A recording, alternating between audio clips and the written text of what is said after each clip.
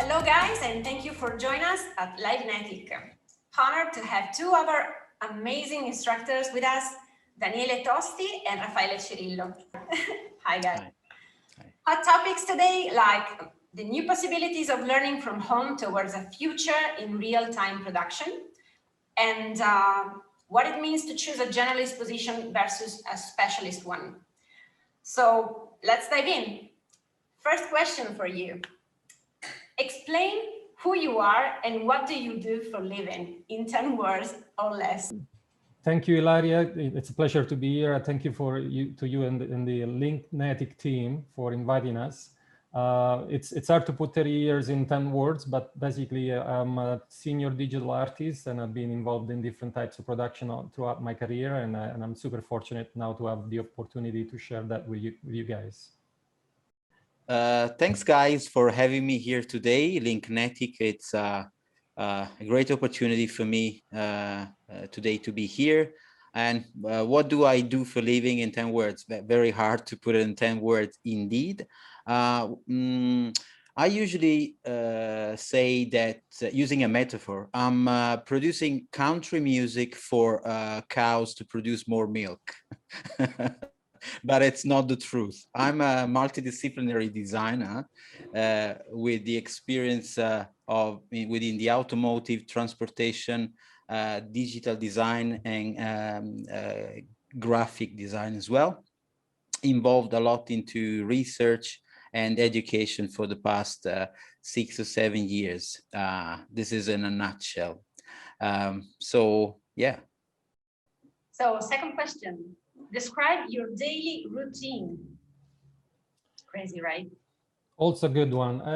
As a supervisor, you are involved in mainly managing tasks and managing expectations across different teams, all the way from client expectation to production expectations, supervisor, VFX supervisors, and your team, really. But if I had to really put that in a couple of words, I would say my first priority is the success of my team, whatever they venture their career into, which is partially delivering amazing quality imaging and graphic, and partially trying to be happy in what they invest in their time into, which is a fine balance to reach in this modern time in production. But I feel like that's a mandatory balance to be successful as well. Absolutely. Indeed. Yeah, to describe my daily routine, I could say that being a freelancer in this multidisciplinary business that I run, my daily routine is not the same every day. I've learned to have different rhythm for each day because this is what actually gives me more freedom, more creative flow, and same response within my clients within the education business or the transportation and concert art businesses as well. So I would say that keeping this, let's say, different flow, different rhythm every day helps me to deliver the best also to my clients and above all to my students, which will never hear a routine, let's say, lessons, for example. They will always have a different point of view on things, and so this is mainly my daily routine, and my objectives are to keep abreast of time regarding technology, art, and delivering the same to my clients, helping them to develop in the new innovation digital world. Third question. What's your educational background? How did the educational field change in the past 10 years? What do you think?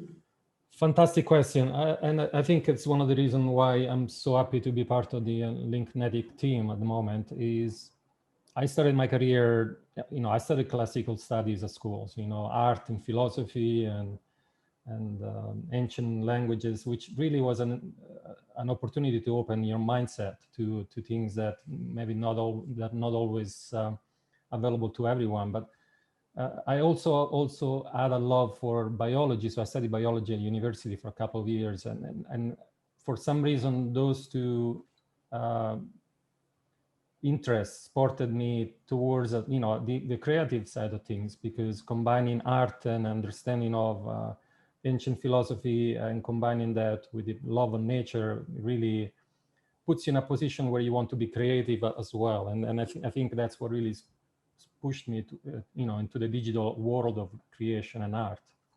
And I haven't really stopped since. But to answer your second question, yes, when I started, there was nothing around. There were quite a few, very, very few magazines that you can pick some ideas about what the industry was going to do and what it was about.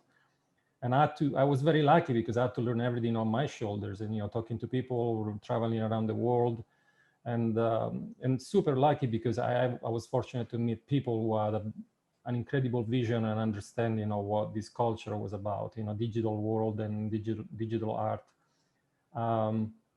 If anything, I was super smart also from my side to listen, to take advantage of all those people around me, trying to understand really what motivated them and what their vision was, and what the fine balance between managing production versus having really a vision. If you look at the history of art in the digital world for the last few years, you see that it's a continuous evolution. It's an evolution from a technical side, it's an evolution from the artistic side, but it's also an evolution from our perspective of what art really means from a digital world, in a digital world. And it's a continuous evolution. I don't think we've even really started, to be honest. Now with the venture into VR and AR and real-time ray tracing, the opportunities keep opening. And I think at the end of the day, it's all about being creative in different flavors, in different fashions, and through different methods. And that synergy that I mentioned before between you being an artist and making money as an artist, or being in production is super fundamental. So I'm super excited to have the opportunity to share this trip with you guys as well. Wonderful, thank you. Raffaele. And about my educational background, as Daniele said as well, I've started with the pure art studies at art school, the high school. So I was always in tune, in touch with art world in general, visual, sound, art, sound, and everything that was related to the expression of a different thinking, a different vision around art since the ancient art. And I've studied languages as well too, so this is reflecting me a bit with Daniele as well. And after that, since I was very passionate about technology and about car in particular, and about transportation, what could actually move you from a place to another, moving, the trip, the travel was also another of my passion. I got involved into transportation design, automotive, and all that is related to the tangible part of the production of a car and in the car industry, and the more abstract fantasy world around concept car, machines, robots, and everything that was related to that. So technology and art, and above all, what was in the mix was the curiosity to learn and to explore. I am pretty well traveled. I was lucky, super lucky enough to have traveled 5 continents, many countries, have lived in many places. And the reason why I've traveled so much, because it was like building up the book of my life, which is all that I wanted since the beginning of my studies, creating each year, each month, sometimes a new chapter of my life, gaining, experiencing, and then reflecting into my project, into my design, into my art, and above all, now passing into my students, my my other professional contact, these things and exchanging. And for the field change in the past 10 years, indeed, this changed a lot. I've witnessed as a designer, as a sculptor, the transition between the analog way of designing, sketching, painting, to the digital. So when I've started my path through the design transportation school, internet was not there yet. Photoshop was at first, at first version of Photoshop, something like that. So everything was very, very rough in terms of digital, and all was analog. So we were touching markers, smelling marker, ballpoint pen, everything was different. So the transition helped us to take, to witness and to bring into the future what was the traditional technique, and to learn how to create the new digital innovation technique and expression. So and the education change too was, it is now much faster to learn, and also much faster to forget at the same time. So because there is a huge number of information, a lot of information sometimes, that we need to be able to filter. So nowadays it's all about being able to filter through and learn the essential things that really are into your interest, and not to get distracted. So this is the difference between the education field of the past and in the past 10 years, I think. Fourth, main challenges with current training method versus the actual production synergy. Also a very good question. Definitely the education situation in the industry has improved. You know, now there are schools, there are books, there are magazines, and we are almost flooded with this type of information. The thing that I feel personally that's missing, and I think LiNKNETiC is really invested into, is that there are two parts. The first part is that production as an art production is a team effort. It's always about people working together to achieve a goal. It's never really one person solution. It's rarely, very rarely, and those are the visionaries that they're leading us really. But for 90% of the workforce, it's all about working with teams, and it's working with other people, you know, that being different departments, being people, you know, being the client, being an artist that's coming from a different part of the world. So to me, the fundamental part that potentially is worth focusing on to is the technical side, the artistic side, as much as a personal growth. You know, you have to be able to interact with people under stress, sometimes under pressure, and still maintain your understanding of your art and of your culture and the things that you can really bring to the table. The other fundamental part, which I think it's important to focus on, is that there is a very distinct difference between being an artist and wanting to make money as an artist. You know, everyone can feel to be an artist. You know, you just paint something on a napkin, and you know, you just come up with some new ways to represent your creativity. It's one thing, but if you want to get into an industry and treat this as an industry where you make money, your approach to your life and to your career has to be much different. You have to focus on what is required out of you, out of your profession, as much as the needs to improve yourself, the needs to be always a stable and mature part of the gears that move production forward. And those are not easy things to solve by just looking at a book or a magazine or even learning a piece of software. That interaction with a teacher that has that understanding is fundamental. And you know, the truth is, and that happened to me. I was never taught about managing money or the economic of being successful in my career. I thought, you know, I was always taught about how to be a reliable person, a professional, you know, have a good interaction with people around me.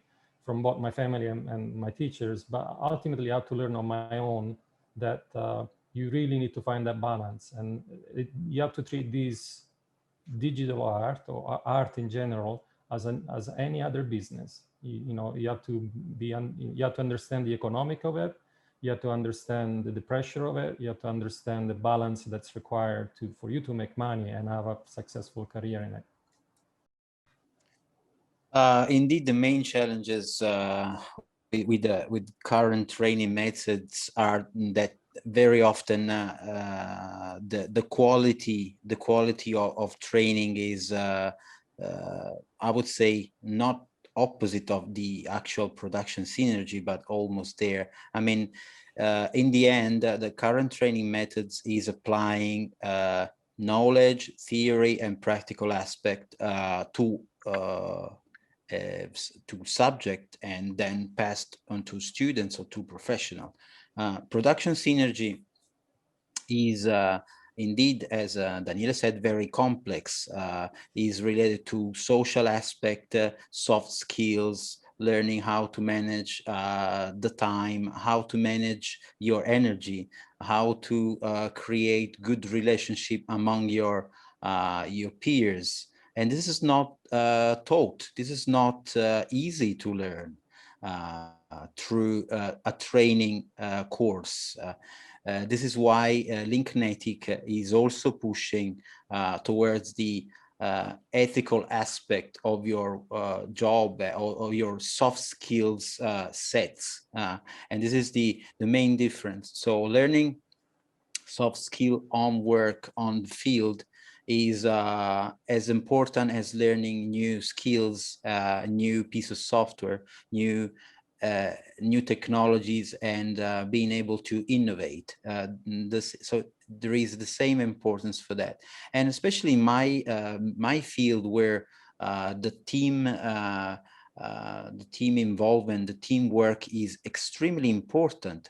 I mean, it's said that is extremely important, but at the same time, a lot of egos here and there appears, and there's a lot to fight between, you know, the team spirit, keeping the team spirit to bring the project up to the delivery, and fighting with you know, the egos around you that are trying to make things difficult for everyone because they want to you know, bring their own experience or their own feelings out without respecting the team spirit. So it is extremely different to teach subject that are, you know, let's say based on theory, on practical aspect. But what is important to gain above all is the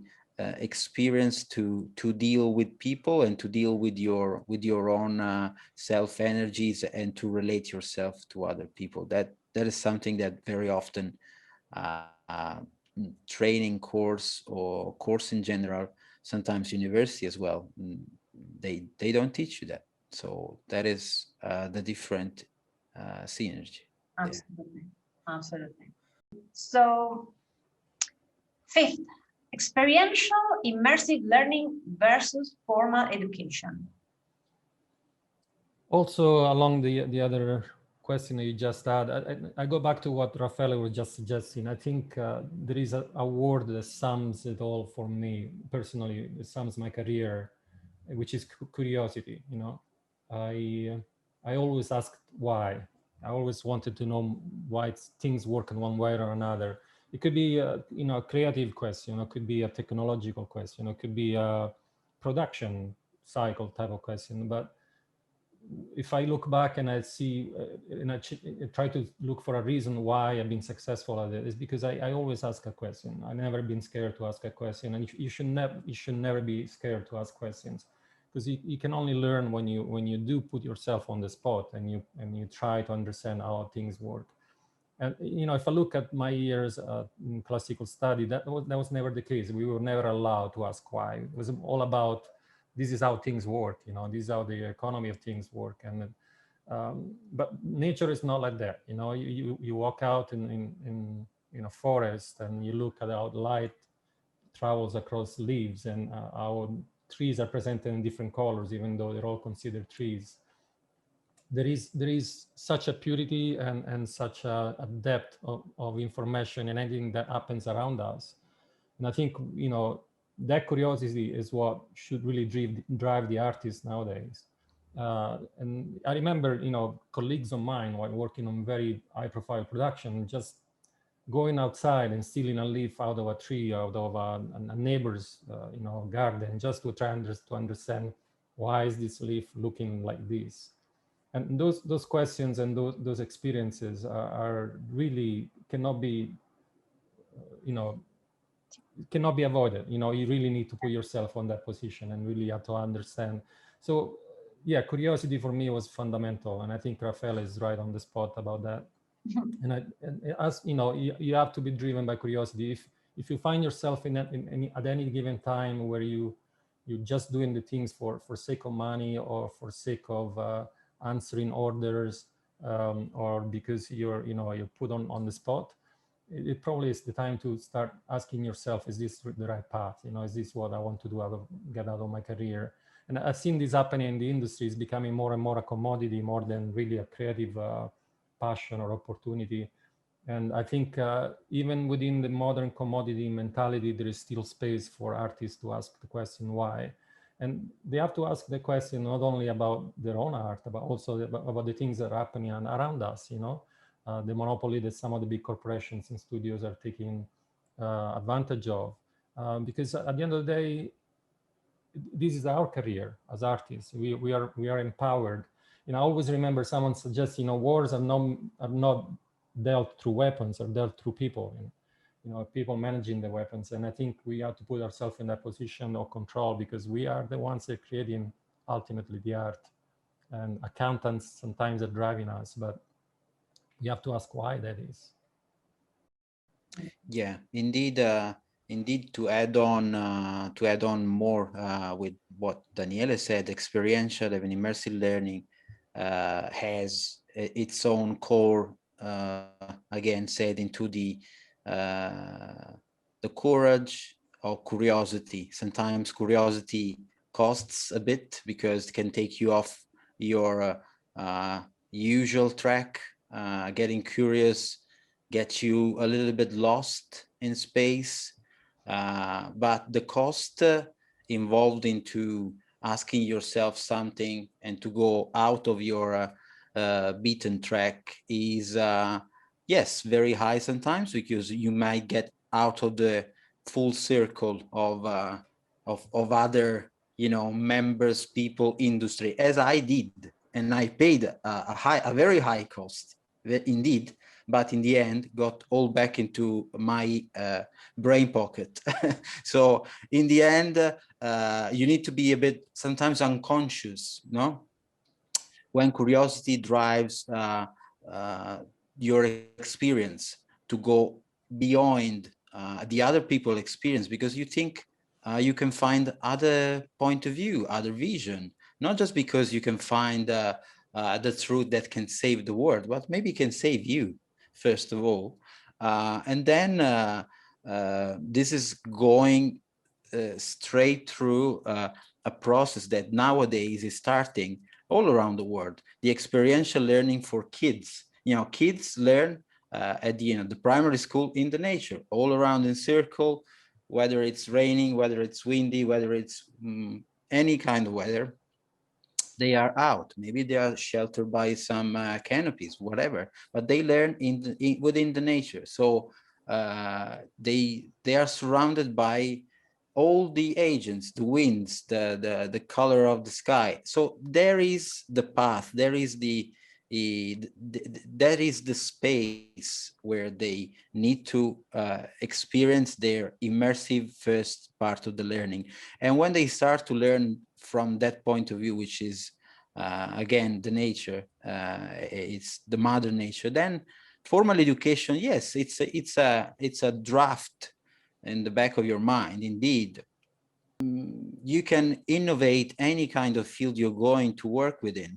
Even if you're banking, even if you're marketing, if you're an artist, if you are a painter, a plumber, any kind of things that you go through, if it's immersive since the beginning of your life and experiential more than taught or give it as a, oh, this is the truth, you follow this and you'll get there.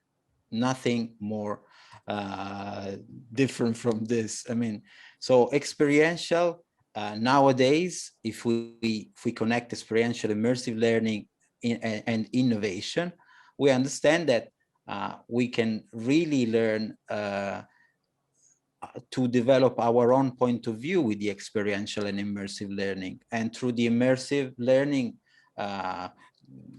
if we're talking about innovation, AR, VR, mixed reality can help us enrich some path of our professional life, whether we are artists, producer, writer, screenwriter, or any other kind of, let's say, role. So indeed, experience, tangible, and everything that can be we can be surrounded by is what we need to start to learn from, I think. Okay, let's go to the sixth. Generalists versus specialists. How different species live together? Well, I think we're all specialists in some ways, right? I mean, everyone has a preference. You could be a painter or a mud painter. You could be a modeler or a sculptor. You could be a lighting artist or a cinematographer. I think everyone has a passion that they need to chase and they need to express creatively one way or another. So I think we are born specialists from that point of view, even though, you know, we end up in being in an industry where allows people to do a bit of everything. I guess I go back to the fact that in the industry and production is about team efforts. So if I want to connect the two words, the specialist mindset and the generalist mindset, is that I think everyone should be a generalist from an understanding point of view, so that you can help the communication that I was referring to before when you need to be in production and be in a team and trying to deliver something that involves sometimes hundreds of people. Having an understanding how the flow of data works, having an understanding how things work together, having an understanding what expectations are, quality is at different stages is fundamental. So I think it's very good for everyone to have put themselves on the spot, you know, and trying to try everything at least once, because that understanding will take you a long way. You know, being a CG supervisor for many years, that's pretty much what it is the middleman that really understands what the client needs maybe, or what the production budgets are, what VFX supervisor quality expectations maybe, what the team well-being is about. So that generalist mindset is fundamental to be successful. Having said that, you always need to bring forward what you really love, you know, because that is what ends up driving your vision, ends up driving your efforts and your energies. And you know, sometimes that takes time to develop, and some, you know, takes time to really find what really drives you. But I've seen people on both sides of the world being super successful at it, generalists and specialists. The industry tends to be moving around those terminology quite often, and depending on the size of the studios, they may have different expectations. But I think you need to really consider both of them and really prepare an answer for what your career is going to be, when you need to switch into your generalist shoes or when you need to switch into your specialist shoes. And you'll be, just because you have that confidence, you'll be successful at that. Of course, another thing that may be worth considering about that conversation in particular is that in my career, I've seen also two other aspects of artists, which I think is worth considering. And in some way, they are generalists and specialists, but people that I've seen super successful in production are of two types, at least. One are perfect managers, and the other ones are perfect visionaries. And they both have skills that don't really mix well with each other. But I started to be successful in my career when I understood what I was. You know, I met tons of visionaries around me, and I was super lucky to be working with them. But I also always understood that my position was to make sure that their dream was coming true, and managing their dream was fundamental for their success as much as mine. So, you know, having that understanding and be honest with yourself and with your emotions and what you think you can bring to the table is fundamental. And as soon as you understand if you're a visionary or manager, being either large scale or small scale is super important as well. Yeah, I think Daniele is right on the spot. There are two, let's say, face of the coin. Generalist mindset. Mindset is an important word to highlight, because the mindset of a generalist has also in it a little bit of vision of it all, you know, of having under his eyes, under her eyes, everything that is related to the general management of the studio, the team, whether it's a small 5-10 people studio or 500 people working on the same project, kind of, you know, the project where Daniele worked on. So when we're talking about the generalist, we need to I think point out the fact that generalist has these feelings of having curiosity and having the understanding of the whole process, from, you know, if I'm talking about something aerospace, from the tip, the nose of the airplane, up to the wings, up to the visor, up to the interior, anything that you ask to generalist knows exactly where it's placed, how much it costs, whether it's distributed, where it's delivered.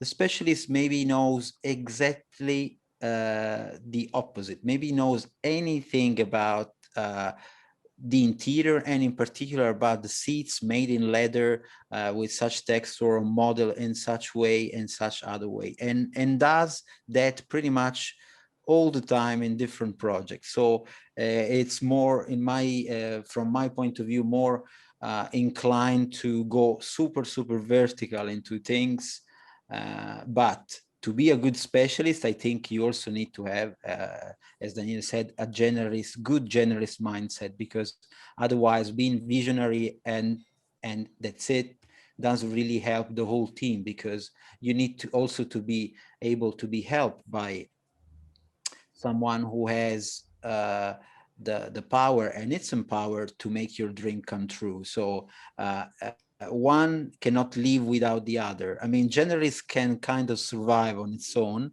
but probably cannot do things that are beyond expectations sometimes. Whether specialists can have a good vision going vertical in things, but needs also that foot on earth to understand the other aspect of the project. So these two different species live together in a way, in a good way, when they really understand where they are at in the world and who they are, as Daniele said. And to refer to my own words before, you know, to be honest with yourself about being someone that knows something, that doesn't know many other things, and wants to also bring, first of all, the big project into the delivery, not to his own little square of, let's say, success to the end. That's it. Next one. Horizontal versus vertical learning development. The values of cross knowledge. I love that. It's a brilliant question. I guess the only example of horizontal learning development that I have is the amount of days I have to sleep under my desk while trying to deliver shots at the studio, and trying to get, you know, a couple hours of sleep in between renders. That is really the extent of my horizontal learning. Very horizontal. Yes, very horizontal. Sometimes not too much, you know, sometimes you have to sleep on your chair, but Some angle. one thing, some angle, that's correct. But, you know, everything, if you take it with some positive attitude, everything is a learning experience.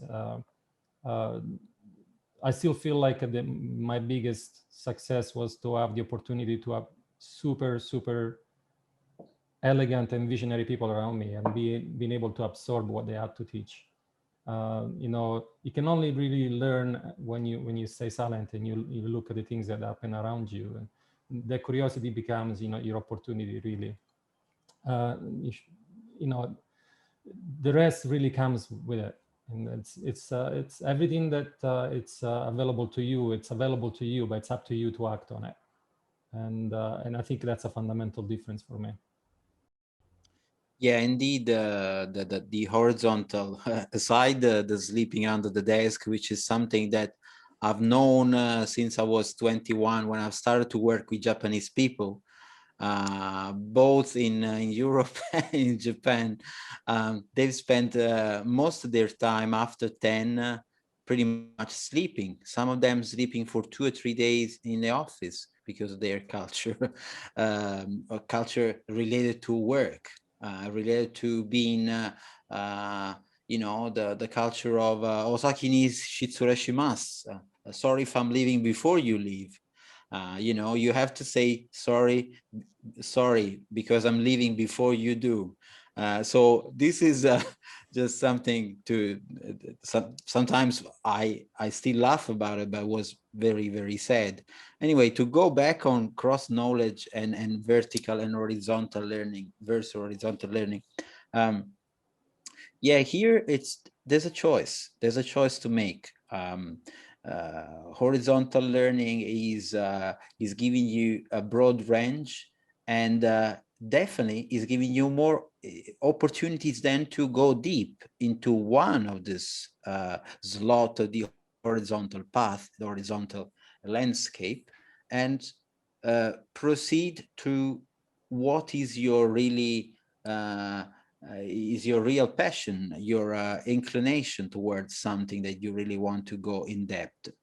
Again, the common thing is, again, the curiosity to go in deep in something. Sometimes people get into, they start from being having a bachelor or master or PhD in philosophy, and then they become, you know, artists. Why not? The things connects together. So the path of art, history, philosophy, and technology has an ethic. Ethic goes back to philosophy as well. So the full circle close up. In the end, horizontal gives you a vast experience, a vast understanding of a wide range of topics and things. But then, and one of the most amazing men in the world that started with the horizontal learning was definitely Leonardo da Vinci. You know, Leonardo knew many things, but the funny aspect of Leonardo was that he was not really passionate about taking things from A to Z.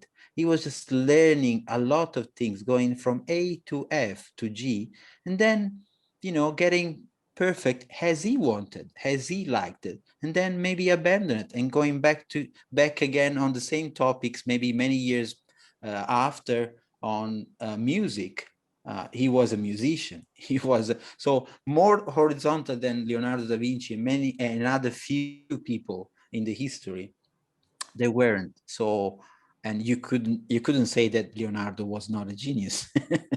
I mean, in the end, he went vertically in some aspect of its art, his engineering, the flights of the birds, the studies of nature.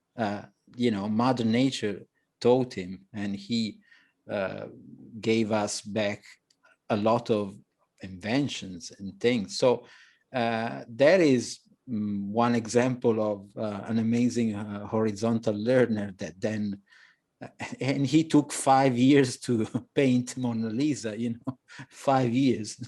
Not, nowadays with a paint shop or Photoshop or Sketchbook Pro, Mona Lisa, the reproduction of, you can take like 3 or 4 hours now to do that. But you couldn't get that perfection. He took 5 years. So just because he was interested to take it 5 years and to study the things and to go back. So in the end, it's important to have a broader knowledge, and then you always have time to go vertical into few things, I think. Great. So live action versus animated features. Interesting topic. I do cross people that come to me, approach me, and they ask me about it as well. Which career should I take, or which consideration should I have? I was lucky because at the very beginning of my career, I met a lot of people who were classically trained in art as well. And even though live action has an attention of its own or an appeal of its own, we're exposed to Marvel movies, we're exposed to big effects productions. I still think that feature animation has a flavor and a depth that live action cannot offer. So if anyone would ask me which one would I prefer between the two, I usually tend to hire people myself who have animation understanding, because that means that at some point in their career, they have to put themselves in a position where they ask the question, why? Why is the light is coming from this side, and what is the color that I need to use, and why things are going to work with this composition and not with that composition. And that sensibility has grown immensely since the first Toy Story movies. Everyone loves Toy Story because of the depth of character that was in those movies. But nowadays we can pair that depth with the quality of the imaging as well. And I don't think many people realize how revolutionary Spider-Man Into the Spider-Verse was, because it combines pretty much to perfection both scenarios, understanding of composition, understanding of animation and lighting and everything all together, which is rare to find in live action, because most of the time in live action, you just follow someone else's dream, which is the cinematographer and the director. And not always you have the opportunity to experiment and open your creativity into those situations. So it's a very good question, though. I still love my first live action movie, my first production, because I thought that I really reached what I wanted to achieve in my life. But now the older I get, the more attention I'm paying to animated movies. Yeah, indeed. And a genius like John Lasseter was, no, in Toy Story, to do those depth in animation, those colors, those things. It was amazing. Brought out people, kids from 3 years old to 95 years old, and that is when you reach the people. Is when one of the most amazing things that a cartoon that like Toy Story did was just bringing all the whole world together. Now I was a new generation of color, feelings, actions, animation, fun, characters, and obviously props and things that they did. But in the end, if the topics of this live is artists versus technology, I remember a few years ago when I was reading some Toy Story book from John Lasseter. He said that arts and technology, arts challenges technology, and technology inspires the art. This is what I learned from. This is just a quick sentence from him that has always been in my mind, because it's totally true. When when you think about how the role of the art as such, as an abstract thing or a concrete, tangible things, can challenge technology to advance. And why to advance? The question is why? To advance because you may want to reach a dream, and that dream then will inspire the art again. It's a full circle. So art and technology meets here. So again, live action and animated features, sometimes they are mixed up. There are a very good example where it's mixed up in a good, interesting, and also out of the usual vision and visual way to mix up live action and animated features. Classic movies like, I don't know, super classic, like Roger Rabbit. Absolutely, I was thinking about it.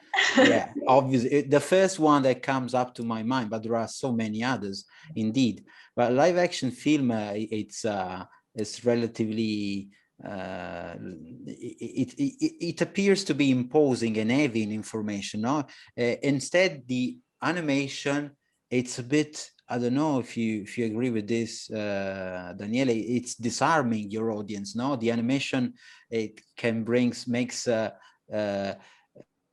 makes people feel anything but threatened. The knowledge of being bestowed upon them, it's more engaging, results in more information, more retention. Animation works in more abstract way, no, conveying abstract ideas, and generally takes obviously much longer than live action, but that's the beauty of it, because it's a work of art. Live action, yes, indeed, you see actor, actress, the lights, the camera, the props, and so on, but conveying abstract ideas that, you know, live situation that could never exist with two, you know, characters or people, or actress and actor.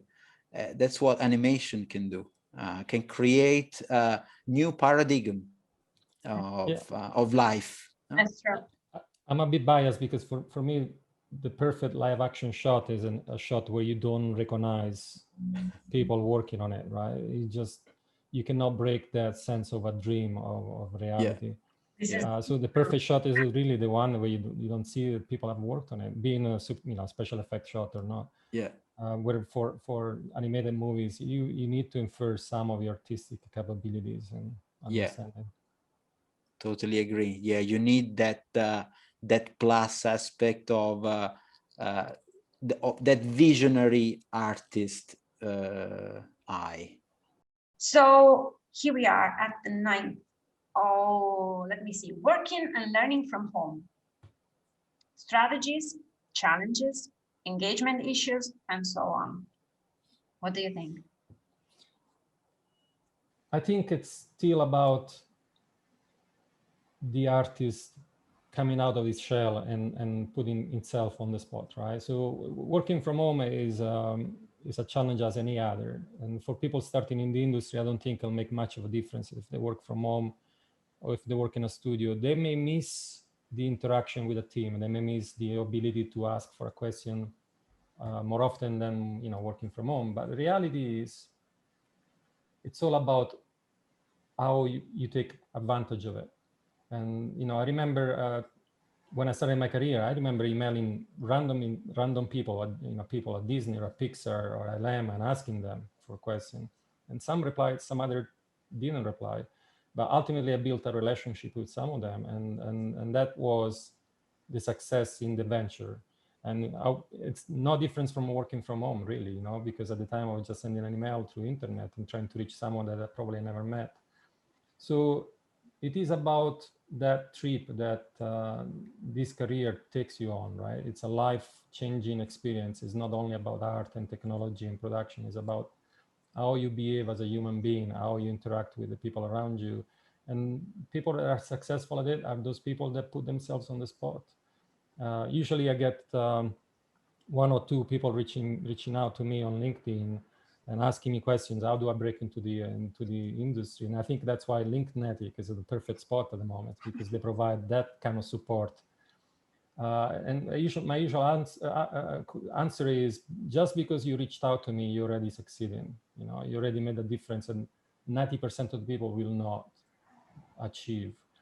So you're on the right path, and that answer always proved me correct, because sooner or later I get an email from the same people saying, "Thank you so much for your help. Thank you for answering my question. I've been hired by this, I've been doing this, I'm being successful at this." And that's the reality of things. It's how the opportunities are available out there, being working from home, working from a studio, or working on a road. It's just how you perceive them, how you approach them. Yeah, similar things for me, working and learning remotely, whether it's from home, from a pub, a bar, or up in the garden of the neighbor when the neighbor is at work, just because your neighbor has a better has a better loan or something like that. Doesn't quite matter, because the information flows and the creative path and the creative flow can be always there. I would say that oppositely, I've experienced now almost 4.5, 5 years working from home, aside when I go in class with my students when I went, because I'm still teaching remotely just every now and then in live and in presence. But that doesn't quite change, because only for some topics is fundamental, especially for education purposes, to be involved live in person. And when is this? When I'm, for example, starting to educate students on how to handle your pen or your digital pen in a relaxed way, to let the lines flow, the lines quality, the painting effects, having, I mean, talking about the beginner, when you're starting to educate, to teach students that are, let's say, at the beginning of their career path in the art and in creative environment, definitely you need to be close, exactly like, you know, protective, motivating, learning the gesture and everything that is related. So you need almost a close contact. For other kind of things, working and learning, and especially learning from home, is an amazing way. Definitely you need an environment that can be as much as in tune with yourself. So everyone has its own different tune. There's people that loves to have music around, or to have completely silent around, or they just close into one of their room and they are fine with that. And the engagement, indeed, you need to give yourself a little bit of structure, a little bit of discipline around this. I know that discipline and creativity sometimes doesn't quite connect, but that is a part of the things. Sometimes working from home teaches you to have to be in touch more with your limits, your limitation as a worker. So you need to maybe focus more on other strategies to find creativity in the method. So creativity through creativity. So it is indeed sometimes a challenge, depending where you're living. And the engagement, well, the engagement is given by your work, indeed. If your workflow and people, let's say, within your team are providing you with that right spirit, I know it's not reflecting at the same time when you are live, but indeed you can be engaged by what you do. And especially if you are, let's say, in a positive environment. I know it's very generic, say positive environment, that means a lot. Working in an office sometimes can be toxic. Yes, it can be. So I think that sharing this experience is good. Guys, last one. Real-time production technology. What can you say about that? It's technology. So as anything else, it's all about how we use it. It's an opportunity, but it's also a challenge, you know. The opportunity is to put our creativity into a new medium that allow us to reach out an audience much quicker, for example. But at the same time, it's a challenge. It's a challenge because people may perceive it as a short-term solution or as an easy solution to really to the same problems. It's what creativity is, what art is, what is good for, you know, to present to an audience. And so as a technology, it's all about how you use it, how you put in practice your understanding of color, sensibilities, and lighting and composition, for example. And if you're not careful, you know, you put yourself in a position where you may misunderstand its advantages. I think there is quite a momentum at the moment to jump on the real-time technology mentality and mindset. I think that you guys at LiNKNETiC are doing the right thing, which is still balance technology with art and understanding of art. I think that effort cannot be ignored and has to be put up front. And you can only use technology if you know how to use it and to what goal and to what, you know, extent. You just cannot jump and avoid either or, you know. Yeah,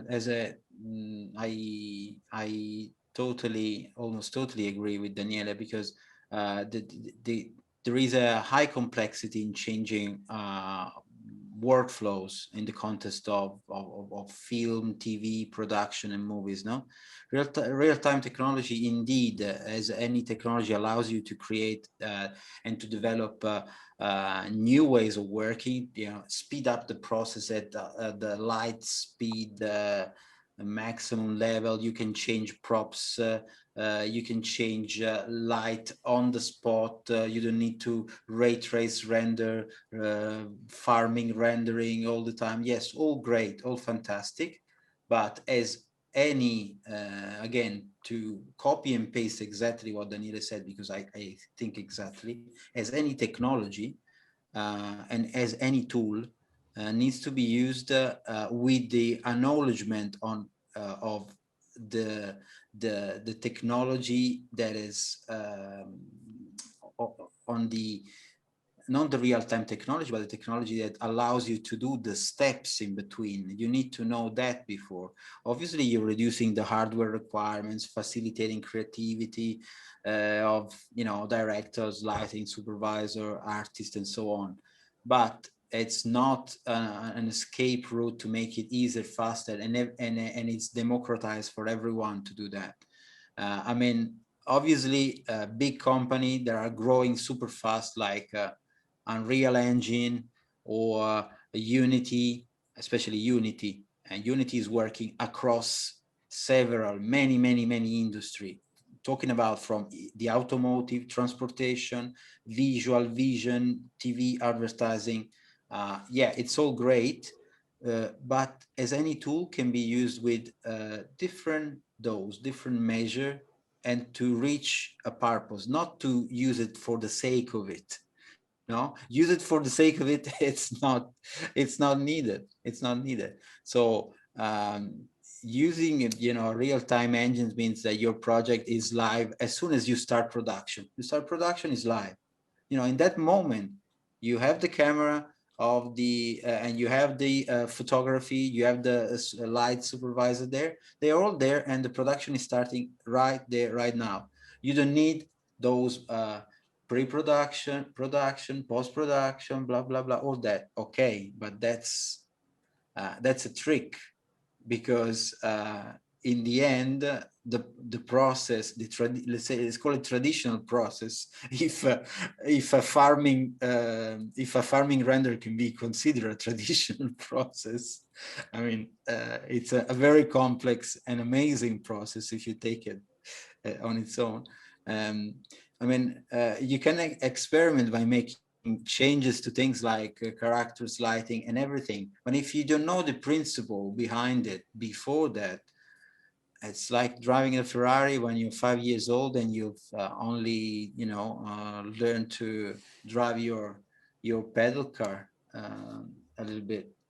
So real-time technology, indeed, it will be part of the future innovations, but used in a way that could actually be effective for us as a professional, as artists, and also being used in a proper way for the audience, being visualized. Real time is born for the gaming mainly at the beginning, no? So everything needs to change. You know, when you are in a game, it's rendered live. It's there. It needs to happen now.